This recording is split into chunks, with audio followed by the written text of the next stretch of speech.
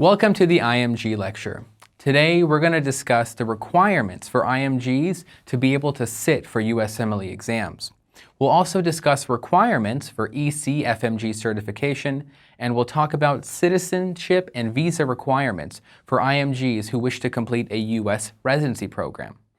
Let's start off with eligibility to take the USMLE. If you're an IMG and you wish to take USMLE exams, you have to meet these requirements. First, you need to be a current medical student who wishes to take Step 1, Step 2 CK, or Step 2 CS, and you need to meet these requirements. The student, that's you, need to be officially enrolled in a medical school located outside of the United States or Canada, but that medical school needs to be listed in what's known as the World Directory of Medical Schools, also shortly called World Directory. What you need to have is an authorized official from your school that actually certifies your enrollment status as being in that school. You must have completed at least 2 years of medical school to be able to take these exams. But if there are IMGs who have actually graduated who wish to take USMLE Step 1, Step 2 CK, or Step 2 CS, you can still take them, but your requirements are a little different. What you have to do is have graduated from a medical school located outside the United States or Canada that's listed on the World Directory of Medical Schools, also called World Directory.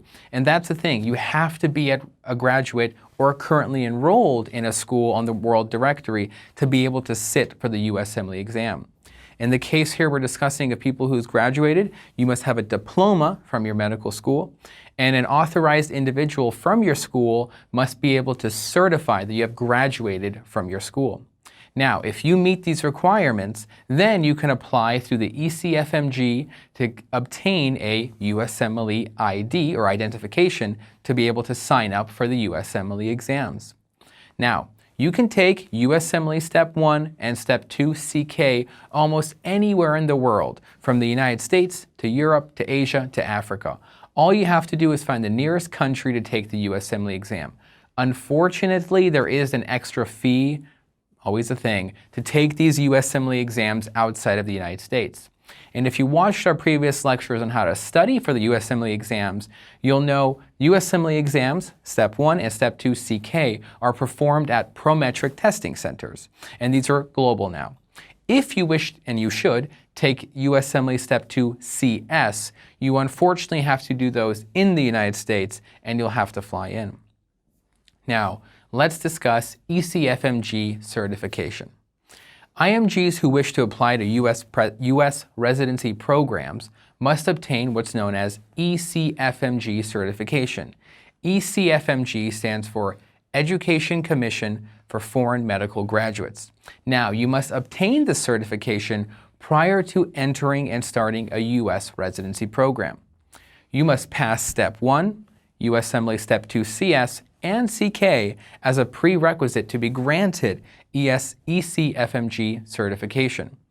You must register with the ECFMG in order to be able to sign up and take the USMLE exams.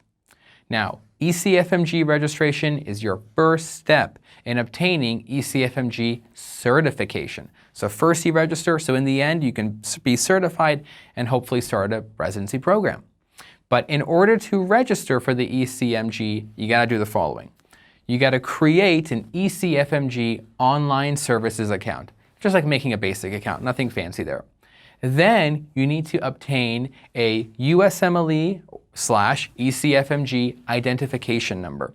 And you do this through this thing they have called the interactive web application. Again, just an online application, nothing fancy.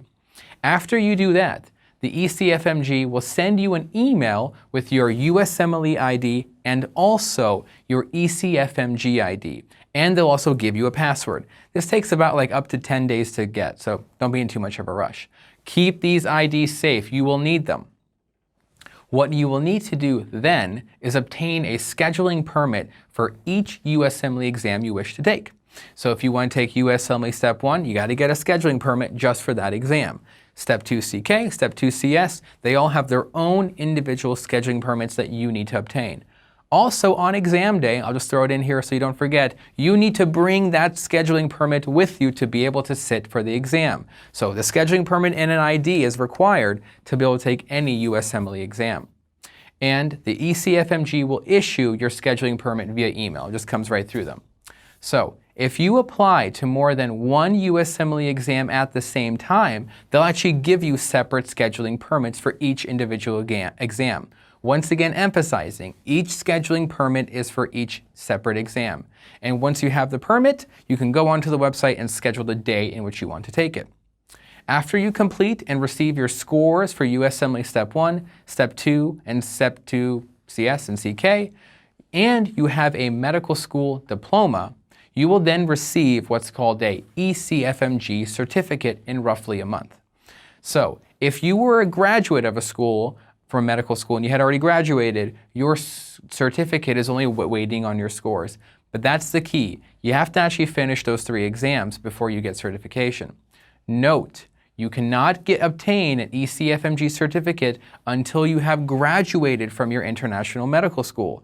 So if you're obtaining your actual application certification while actually as a student, until the day you graduate, your certificate won't come through. But don't worry, this is not going to hold you up at all. You can apply to the match, the residency match, without an ECFMG certificate. It's designed to make it just as fair for everyone. But your residency program will need your certificate for you to receive your final acceptance and actually start your U.S. residency program. All right? You should preferably complete all of your STEP exams in August prior to the year you want to start residency. Then you will hopefully have your ECFMG certificate in September, and then when you apply to the match in September, you'll be fully prepared for your acceptance.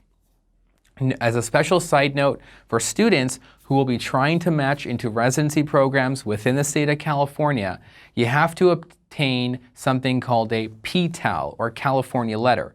The PTAL is the Postgraduate Training Authorization Letter.